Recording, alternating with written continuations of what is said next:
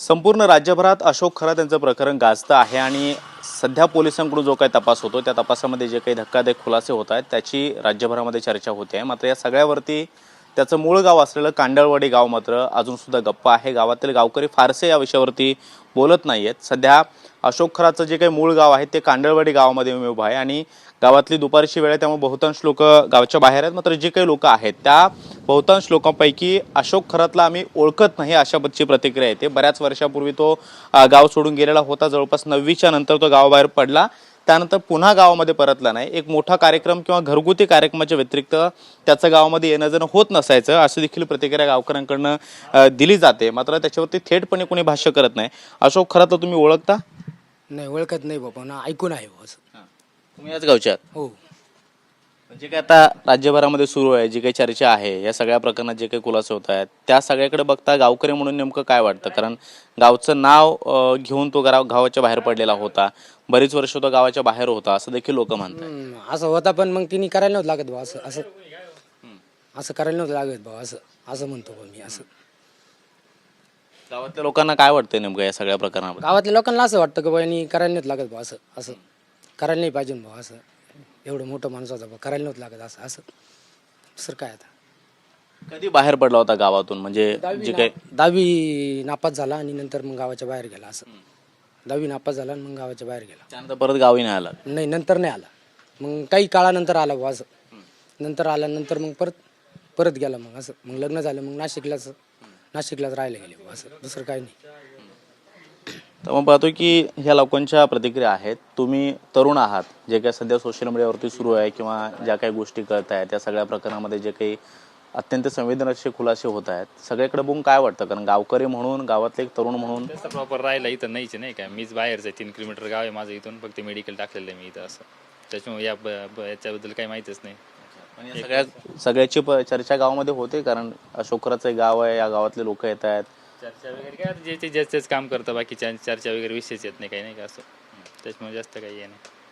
आपण पाहतो की बऱ्याच लोकांच्या संमिश्र प्रतिक्रिया आहेत। काही जण विषय जाणून घेण्याचा प्रयत्न करतात, यावरती उघडपणे भाष्य करण्याचा प्रयत्न करतात, तर बरेचसे लोक याविषयी पूर्णपणे टाळण्याचा प्रयत्न करतात। काही दुकानं आहेत, छोटे मोठे स्टॉल आहेत, त्या विषयावरती सुद्धा आम्ही बोलणार आहोत।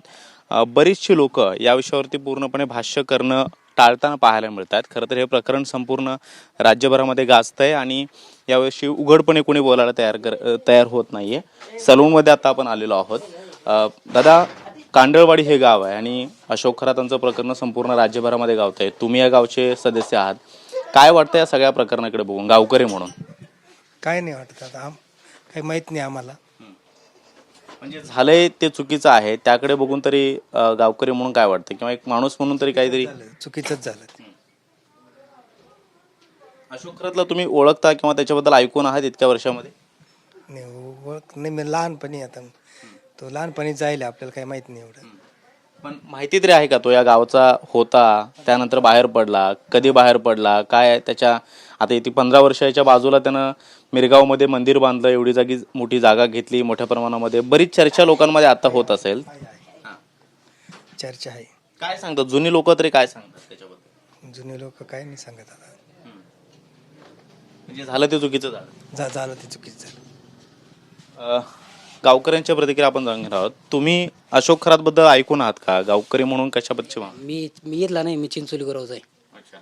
मला इथलं काही सांगते झाल्यानंतर ही प्रक्रिया माहिती झाली। असं पण गावातले लोक येतात। सध्या हे प्रकरण जवळपास 15 दिवसापासून जोरदार चर्चेमध्ये आहे। बाजूलाच नाही, इथं चर्चा आता 2-3 दिवस म्हणजे जास्त व्हायला लागली, नाही तर काही नाही एवढं गावातले लोक बोलणं टाळतायत। बोलणं जाळतंय। काय काय ठरवलंय गावातल्या लोकांनी? बोलायचंच नाही या विषयावरती? काय आपल्याला काय सांगतात? मी फक्त धंद्यापुरतं येतं इथं, बाकी काहीच नाही। पाहतोय की ही गावातली लोकांची ज्या काही प्रतिक्रिया आहेत त्या आपण पाहतो आहोत। उघडपणे फार कोणी याच्यावरती भाष्य करत नाहीये। बरीचशी लोक या बाजूला त्या बाजूला फिरण्याचा प्रयत्न करतायत आणि वेगवेगळ्या लोकांच्या प्रतिक्रिया आहेत। याही बाजूला आपण पाहतोय हे 4-5 जण आहेत ज्यांना बोलण्यासाठी आपण प्रयत्न केले, मात्र त्यांनी या विषयावरती पूर्णपणे बोलणं टाळलेलं आहे। खरं तर त्यांना या विषयावरती फार भाष्य करायचं नाहीये। आम्ही अशोक खरातला आमच्या वयाच्या असल्यामुळे ओळखत नाही, त्याला कधी गावामध्ये पाहिलं नाही, त्याच्या नावाबद्दल काही फारसं ऐकून माहीत नाही आणि त्यामुळे आम्ही यावरती बोलणार नाही असं देखील त्यांचं म्हणणं आहे। दादा, तुम्ही सगळे तरुण वर्ग आहात, बोलणं टाळताय, मात्र काय याचं कारण आहे? म्हणजे गावातल्या लोकांनी ठरवलं हे याच्यावर बोलायचं नाहीये की तुम्हाला याच्यावरती काही भाष्यच करायचं नाहीये? आता या सगळ्या प्रकरणाकडे तुम्ही कसं बघताय? गावकरी म्हणून तरी काही भूमिका असेल, किंवा जे झालं ते चुकीचं झालं, किंवा बाबा या गावचा सदस्य होता त्याचं गावकरी म्हणून काहीतरी भूमिका असेल? काहीच भूमिका नाही, काही बोलायचंच नाहीये, काही मतही नाहीये. तर मग पाहतो ह्या लोकांची चुप्पी आपल्याला पाहायला मिळते. खरं तर या विषयावरती भाष्य करण्यासाठी एक माणूस म्हणून तरी किमान आपली भूमिका असते, ती काही जण व्यक्त करतायत. काही जणांना या विषयावरती भाष्यच करायचं नाहीये. बऱ्याच जणांचं असं म्हणणं आहे तो गावामध्ये राहत नव्हता, त्याचा आम्हाला कधी त्रास झाला नाही, त्यावरती आम्ही काही भाष्य करणं योग्य नाही, अशी संमिश्र प्रतिक्रिया आहे. खरं तर अशोक खरात यांची भावकी फार मोठी आहे या गावामध्ये. खरात कुटुंबीय सगळे जे आहेत ते सुद्धा यावरती कुठल्याही पद्धतीचं भाष्य करत नाहीयेत. मात्र संपूर्ण राज्यभराच्या कानाकोपऱ्यामध्ये या सगळ्या प्रकरणाची चर्चा होत असताना अशोक खरातचं जे काही मूळ गाव आहे त्या कांडळवाडी गावात मात्र नागरिक काहीही भूमिका घ्यायला तयार नाहीत किंवा यावरती काही भाष्य करायला तयार नाहीत. त्यामुळे राज्यभरात गाजत असलेलं प्रकरण त्याच्या मूळ गावात मात्र कांडळवाडीमध्ये पूर्णपणे स्तब्ध आहे. या प्रकरणावरती फारसे कोणी बोलताना पाहायला मिळत नाहीयेत. कॅमेरामन योगेश सोबत मी कृष्णा सोनारवाडकर, TV9 मराठी, कांडळवाडी, नाशिक.